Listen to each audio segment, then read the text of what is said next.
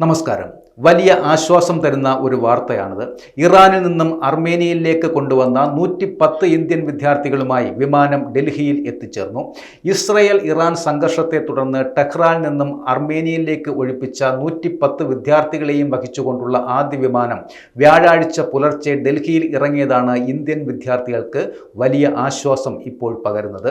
കഴിഞ്ഞ വെള്ളിയാഴ്ച ആരംഭിച്ച ഇസ്രയേലും ഇറാനും തമ്മിലുള്ള സംഘർഷം രൂക്ഷമായതിനെ തുടർന്ന് ഇന്ത്യൻ വിദ്യാർത്ഥികളെ ടെഹ്റാനിൽ നിന്നും മാറ്റി. അവരിൽ 110 പേരെ ചൊവ്വാഴ്ച ഇന്ത്യൻ എംബസി ഓപ്പറേഷൻ സിന്ധു എന്ന പേരിൽ നടത്തിയ ക്രമീകരണങ്ങളിലൂടെ അർമേനിയയിലേക്ക് അതിർത്തിയും കടത്തിവിട്ടു.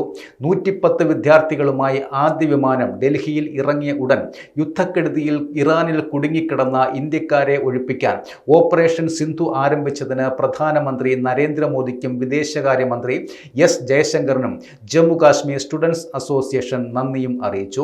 ശേഷിക്കുന്ന എല്ലാ വിദ്യാർത്ഥികളെയും ഉടൻ ഒഴിപ്പിക്കുമെന്ന് ഞങ്ങൾ പ്രതീക്ഷിക്കുന്നു, അസോസിയേഷൻ പ്രസ്താവനയിൽ പറഞ്ഞു. ഇറാനിൽ MBBS വിദ്യാർത്ഥിയായ 21 വയസ്സുള്ള മാസ് ഹൈദറിന്റെ പിതാവ് ഹൈദർ അലി പറയുന്നതനുസരിച്ച് ഞങ്ങൾ ശരിക്കും സന്തുഷ്ടരാണ്.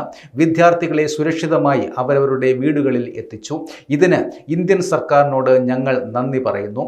എന്നാൽ ടെഹ്റാനിൽ കുടുങ്ങിക്കിടക്കുന്ന വിദ്യാർത്ഥികളെ രക്ഷിക്കാൻ കഴിയാത്തതിൽ ഞങ്ങൾക്ക് അതിയായ സങ്കടവുമുണ്ട്. അദ്ദേഹം PTIയോടാണ് ഈ കാര്യം പറഞ്ഞത്.